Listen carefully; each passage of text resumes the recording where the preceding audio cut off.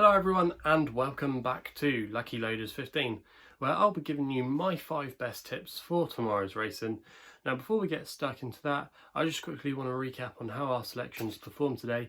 In the end, we would have come out with profit with all our tips, as all of them made the frame. They got us the each way place money, and the best of those was the DeBesty man, who actually did drift out in the end to 28 to 1 and ran an absolute stormer to finish in second place. I don't know why he drifted, because I thought, really, to be honest, the trip he was running over today was probably his optimum trip. And if you went back through some of his form, especially in that Lanzarote handicap, he definitely had the potential to win a race of this nature. So he ran an absolute stormer, and in the end, like I said, he finished in second place. Now, one thing I will mention moving forward is that when I advertise a horse with extra places in mind, I'm going to take the advertised price of that extra place race, because very cheekily the bookmakers this week have announced that they're not going to be offering best odds on extra place races, with quite a few firms doing that. I know Skybet have done that, and also as well William Hill. So to avoid the confusion for the profit and loss in future, I'm going to always put in the advertised price with the extra places in the final results for the profit and loss.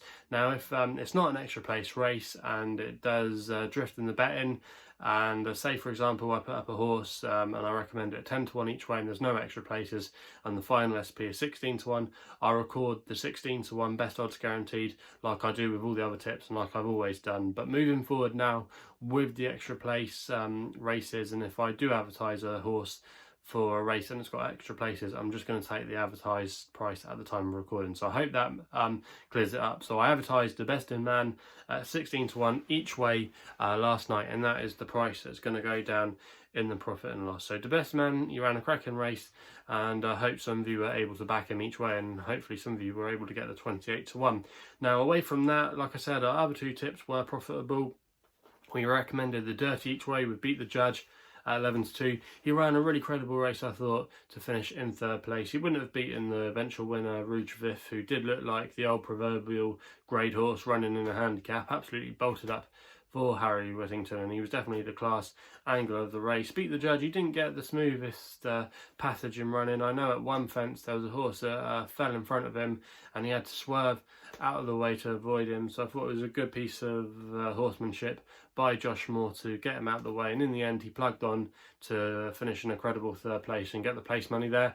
And also as well, you can argue the same thing happened with the nap of the day, Magic Dancer, who really was the subject of a bit of a gamble in the market. We put him up at 9 to 1 each way last night. I think he went off round about 5 to 1 in the end, just before the off for Kerry Lee. Was travelling okay for the majority of the race, and then with a few hurdles to go, again a horse in front of him impeded him really badly, and Richard Patrick did really well to avoid that. I actually thought he'd failed during the race, because we never got to see the camera shot of him swerving out the way. So I was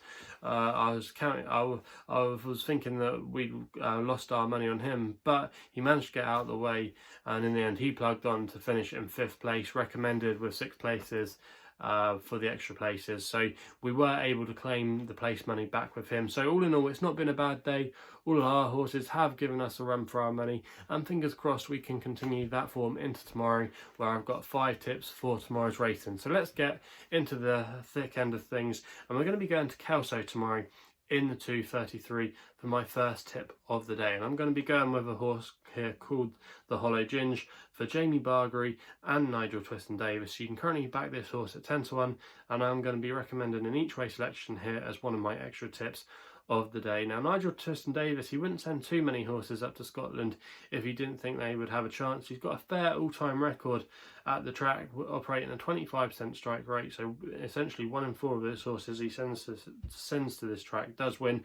And the Hollow Ginge is the youngest horse in this lineup, only being a 7-year-old, and I still think has a lot more potential to come.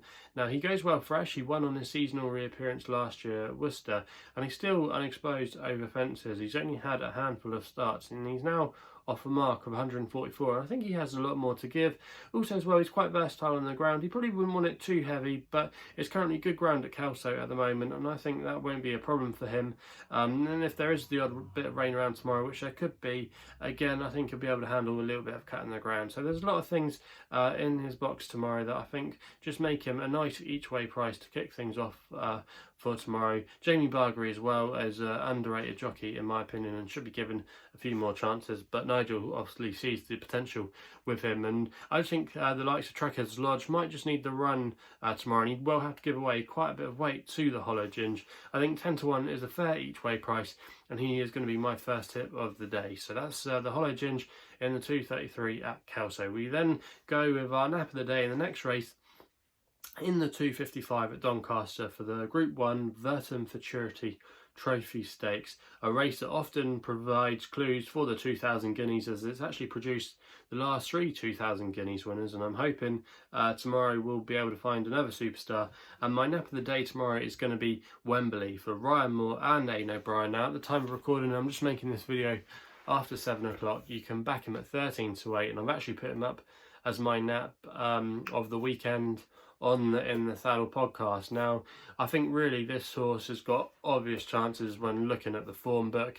He finished second in the Dewhurst, which looked like, on paper anyway, the best juvenile race we've seen so far in 2020 in the UK or Ireland. He was probably the horse to take out that race as well. The winner was St Mark's Basilica, who did nothing wrong and was given a great ride by Frankie. But Wembley was definitely the major eye catcher of the race. He was drawn on the wrong part of the track. He was on the far side, and you didn't want to be there on the whole of the meeting on Saturday at Newmarket. You wanted to be drawn against the stand side rail, and he came from the wrong part of the track, and he was absolutely flying on in the closing stages. That race was over 7 furlongs. He's stepping up in trip tomorrow to a mile. He's by Galileo, and also as well, if you look on the dam side of his pedigree, she's produced a lot of horses that stayed further than a mile, so moving up in trip looks an absolute positive tomorrow.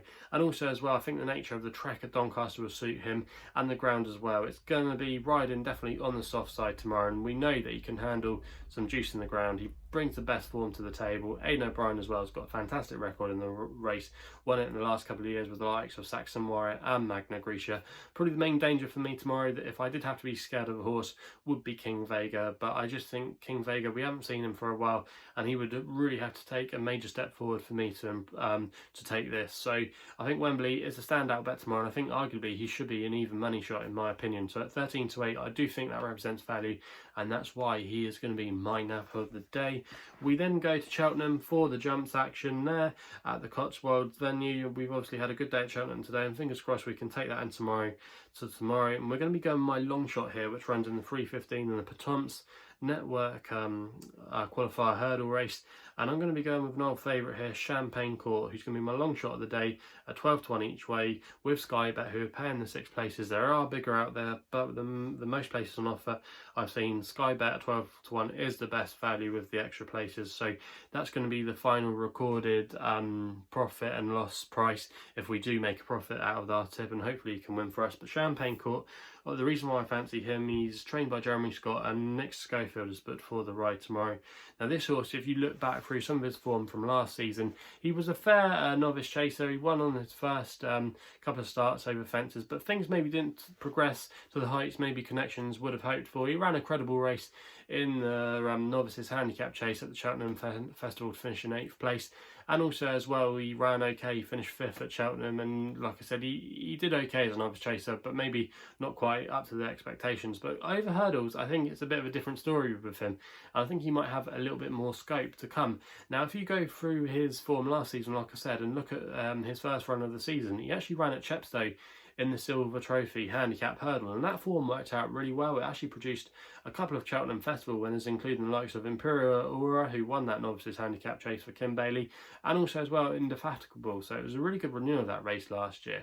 and he was running off a mark in the low one, and I think it was in the high 120s. Now he's now off a mark of 134 for his hurdle rating, which has obviously probably been inflated a little bit from his chase or his performance over fences, because he's actually rated 141 over fences, but off a mark of 134, I think he has a lot of untapped potential. Also as well, he had some fair hurdle form when he finished 4th at the Cheltenham Festival in 2019 in the Martin Pipe, so he's definitely shown some ability over hurdles, and I think he maybe has a few pounds to play with over hurdles. And also as well, going up in trip tomorrow I think will really help. I think he's a horse that wants to definitely try a trip. It's going to be the first time he's going over 3 miles tomorrow, and he's by a sire called Court Cave who can get horses to win over this distance. I think that's going to be a major play tomorrow. Also as well, I think the ground will be in his favour, and I just think there's a lot of things that make him a definitely valid contender in this race tomorrow. And at 12 to 1, I think he's got a really good chance of definitely being there or thereabouts, and I'd be disappointed if he couldn't finish in the first 6 at 12 to 1. So that's why he's going to be my long shot of the day. We then go with my next best, which runs in the 350 at Cheltenham, and I'm going to be going with Cobra de May here at 9 to 2, and I'm going to recommend the dirty each way bet here for Harry Skelton and Dan Skelton. Now, when I looked at Cobra de May earlier, he was still around about a 10 to 1 shot, but he's really been well backed in the last few hours. But I still think he's going to win this race tomorrow. I'm really keen on his chances. And I actually put him up on the Inner Saddle podcast when he was 20 to 1, but I just think all the stars have aligned now for Cobra de May. I think he would have needed his seasonal reappearance at Fontwell last time out, and you can put a line through that run, and I think he's definitely spot on now. And Dan Skelton's horses have been running a lot better in the last couple of weeks. They've had 10 winners in the last fortnight after quite a quiet summer, but Dan Skelton said he's not really bothered about the quantity of horses now, he's more worried about the quality, so that's interesting there. So going back to Cobra de May, like I said, I think all the stars have aligned for him now. He's now down to a mark where I think he can be really competitive. He's off a mark of 140. He's £2 lower than his last winning mark, which was off 142, which came here at the April meeting in 2019, so he's fairly well treated. He ran a few credible races last year, including a valiant effort to finish in 6th place at the festival in the ultimate handicap chase over the same course and distance. So there's just a lot of things tomorrow that I think make him a major player in this race. Also as well, the equipment's coming back on. He's going to have tongue-tie and cheek pieces which weren't on at Fontwell, and also as well, Harry Skelton is a major plus point in my opinion. Last season you had the likes of Bridget Andrews and William Marshall aboard, and when I think they book Harry, they obviously mean serious business on the Dan Skelton horses. So yeah, I think there's a lot of things in his favour. He's a course winner, the ground should be in his favour too, he wouldn't want it too deep, so the good soft ground should be absolutely no problem for him. The yard are coming into form, he's well handicapped. Just think there's a lot of horses in here that will probably need the run or that open to that much improvement. I know Man on the Mountain, some of you might like him, but for me this is different gravy what he's tackled in the past. Cogri, I think he might just be getting on a little bit now, and the likes of Frodon as well. I don't think he's quite as good over this trip, and I think it could be a tough ask for him, even though he has done it in the past, to give all this weight away. So Cobra de May, I think he ticks so many boxes tomorrow. I'm really keen on his chances, and I'm going to recommend the dirty each way bet at 9 to 2. So that's the next best of the day. We then end with our final selection, which is going to be another extra tip in the 4:45 at Newbury, where I'm going with a horse here called Chatez for David Egan and Alan King. You can currently back him at 11 to 1 each way, and that's going to be my last tip of the day. And I think he's got a fairly good chance in this race tomorrow. Now, if you go back through some of his form, he's extremely well handicapped. He won off a mark of 99 in April of 2019, and he's now down to a mark of 90. And he's been shown that maybe his winning time is coming. He finished in a credible 3rd place at York last time, running on at the end, and I just think returning to Newbury, a track he's done well at in the past, is a really good move for him. And also as well, being 9 years old, you would have think he's really exposed now, but he's not like he's probably going to improve loads, but he's not had that much racing for a 9-year-old if you actually look at his career profile, and I still think he might have one more day in the sun, and this could be it. Alan King's horses have been running well. Obviously they had a Group 1 winner Group 2 winner I should say, last week with Trushan, so the yard have been going really well this summer and are in fair form of late, and I just think Chatez tomorrow off a mark of 90, he's very dangerous in this race, and I think David Egan is a massive positive. A jockey that I think is really going places.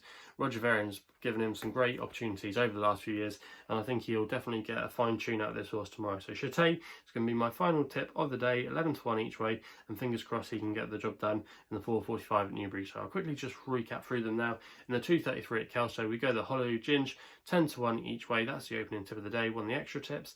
If the nap runs in the 2:55, the Group 1 Vertum Trophy, Vertum Futurity Trophy Stakes. That's Wembley at 13-8. Win only bet for Ryan Moore and Aidan O'Brien. In the 3:15 at Cheltenham, the long shot of the day is 12-1 Champagne Court with 6 places each way. The 3:50 at Cheltenham is the next best, the Dirty each way of 9-2 of Cobra de May.